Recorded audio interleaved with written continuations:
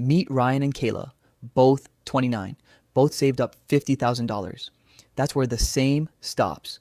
Ryan buys a $250,000 rental house. He puts down 20%, takes a 30-year loan at 7% interest.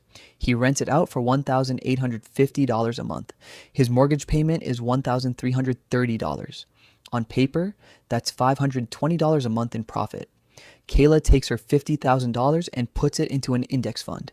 She sets up $350 a month to go in automatically. Then she forgets about it. Ryan tells everyone at Thanksgiving he's a landlord now.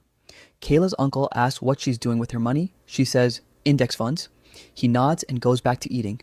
Ryan feels like he's winning. He has a key, a tenant, real equity. Kayla just has a number on an app that barely moves. But by year 3, things get real for Ryan. A $2,600 roof leak. A month with no tenant, that's $1,850 lost, plus $500 to clean up and find someone new.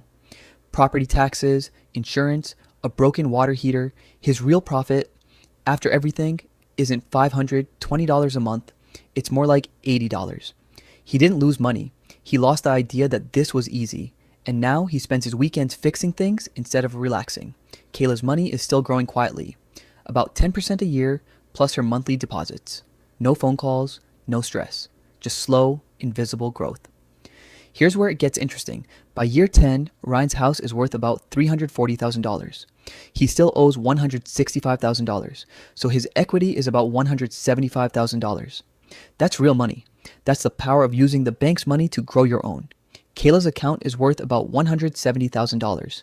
She put in $50,000 up front, plus about $42,000 over the years. The rest is pure growth she didn't have to work for. They're neck and neck, but Ryan got there through debt, stress, and hundreds of hours of unpaid work. Kayla got there by doing basically nothing.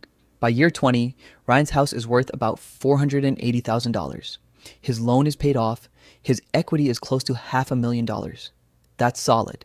Kayla's account has grown to about $440,000. She only put in around $134,000 total. She never had to think about. They end up in the same range of wealth, but one of them spent 20 years working like an unpaid handyman. The other spent 20 years doing nothing at all. If Kayla had just bumped her monthly amount from $350 to $550, her 20-year total jumps past $600,000. That would beat Ryan completely. With stocks, doing more just means typing a bigger number into an app. With real estate, doing more means another loan, another tenant, another late-night phone call about a broken pipe. Ryan didn't make a bad choice. Kayla didn't just get lucky.